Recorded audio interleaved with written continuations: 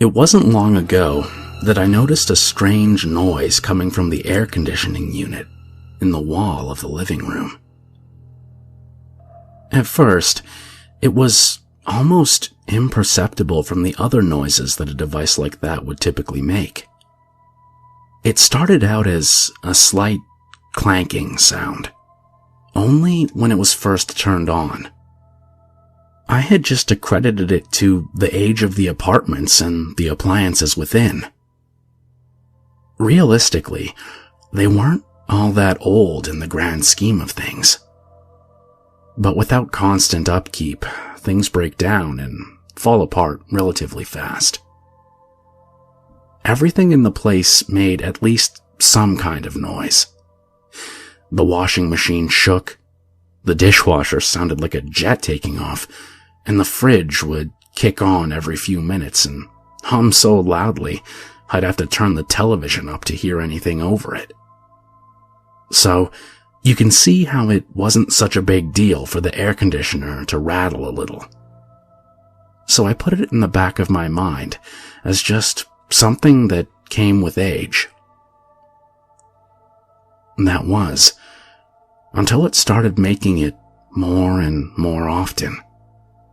I first noticed it when I turned it on, and the rattling didn't just go away after a second or two. I better call the landlord so maintenance can come fix this, I thought. After about a minute, it once again stopped, and the thought faded into memory. A few weeks passed, and I began to notice other strange occurrences. Scratching in the walls, the electricity flickering in and out, the occasional thump in the night. Again, things that could all happen due to the age of the wiring. Maybe a mouse had gotten into the walls, or a noisy new neighbor had moved in. All pretty explainable, I thought. Besides, I worked a lot and really didn't have a lot of free time to do much, so it didn't bother me. But when things began to go missing in my tiny, one-bedroom apartment, I started to worry.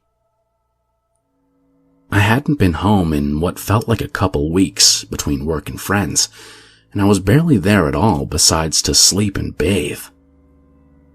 I figured I should do a thorough search of the place and see where my things could have gone. The TV remote, a calculator, several pairs of socks, and one shoe were apparently misplaced. So I went through, room to room, which was really only 4 rooms, searched high and low to find my things, and as I did, I noticed more and more small, ineffectual things were also missing. Strange, I thought. Where could these things have gone? I hit the power button on the TV and sat down in my once familiar armchair, now a stranger in my own forgotten home, and noticed something. The TV wasn't on. I flipped the light switch up and down, but nothing. Oh, for fuck's sakes, this is getting a little ridiculous. I got up and twisted the knob on the stereo. Nothing. I went around and tested all the appliances to see if they were all still functioning, but to no avail, as not a thing in the place was still functioning, except, strangely enough, the increasingly loud air conditioner. It came on with a loud rattle and ran that way for several minutes until it sparked. I heard a loud pop, and then it too died. Maybe the power's out and it'll be fine in the morning, I thought half-heartedly. I had a hard time sleeping that night. The neighbors were especially loud, and being without power made me nervous. I woke up the next morning to find that the power was still out. I took a shower, got dressed, and went over to my neighbors to ask if they were having similar problems. I knocked loudly several times, but got no answer. I decided enough was enough and went to the maintenance office to complain and hopefully resolve this issue. When I opened the door, the smell of stale cigarette smoke swept into my nostrils.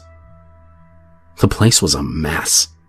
Papers and ashes all about the desk, peeling paint, smudges on the windows, and a TV with only static bolted to the wall.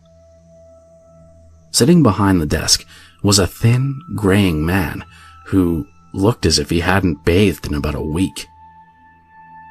I told him about how everything was suddenly not working but the AC unit, until it too sputtered its last.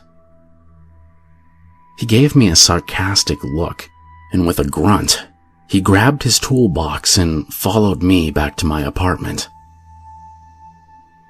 You see, I would have called, but for some reason nothing seems to be working, and I don't think the electricity is out because the air conditioner was running and suddenly died. Well, let's take a look at it, he said. He went over to it and unscrewed the faceplate and peered inside. He clicked his flashlight on and went to work unscrewing and checking different things, when he stopped suddenly and pulled out a tiny thing attached to a cord that didn't look like it belonged. He looked at me with a raised eyebrow. This yours? I couldn't even identify what he was holding. I don't think so. What is it? One of those little spy cameras. You haven't been having girls over, secretly taping them, have you? He gave me a sly grin. No. What the hell is that doing in my house? I was getting scared and a little irate. He shrugged. Well, let's see where this wire goes, huh? He followed the wire with his hand and stopped to look inside. There's a little hole in here. It goes into the wall. He pulled out his hammer and got to work taking chunks out of the drywall and following the cord. I was freaking out. Who put that there? Was this dirty old man watching me? Are there any more of those? All these things went through my head as I watched him work. Well, that explains a lot, he said under his breath. What is it? I exclaimed. Looks like somebody rewired your outlets over here. He backed away to show me what he was seeing. But why? My guess, stealing your power. You sure you didn't notice anything? His calmness put me on edge. I thought back to the odd noises in my walls, the thumping, the flickering lights. What had once seemed such a normal thing now had my heart racing. I noticed a few things here and there, but I haven't been here a lot lately. I thought it was just an old place. He gave me a skeptical look and continued following the ever-expanding bunches of wires and cables throughout the place. Some wires would branch off to more tiny cameras, hidden in vents and just in the shadows. One was even wired into the eye of one of my pictures. How have I not noticed these? My heart had started beating faster and faster as he discovered more. He kept going and, one by one, found all of my electricity had been rewired into one central bunch that led into the bedroom. My heart stopped. How long have these been here? Not long, I'd say. We check all the appliances and outlets before we rent the places out. Well, where does it all lead?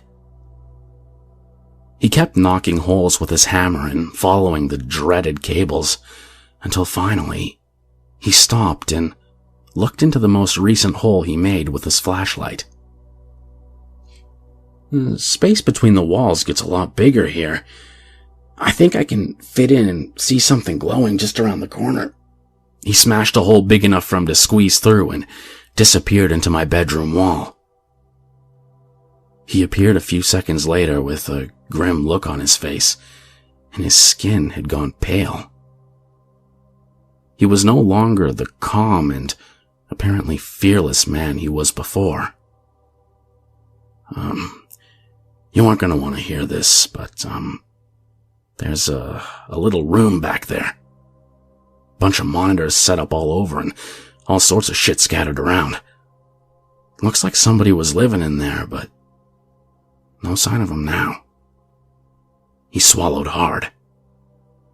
This place is starting to freak me the hell out. If I were you, I'd move. I packed my things and left for my mother's that day, not wanting to spend another second in that place. Over the next few days, the police came and investigated the whole scene. They found 20 different monitors, all linked up to VHS players in that tiny room in the walls.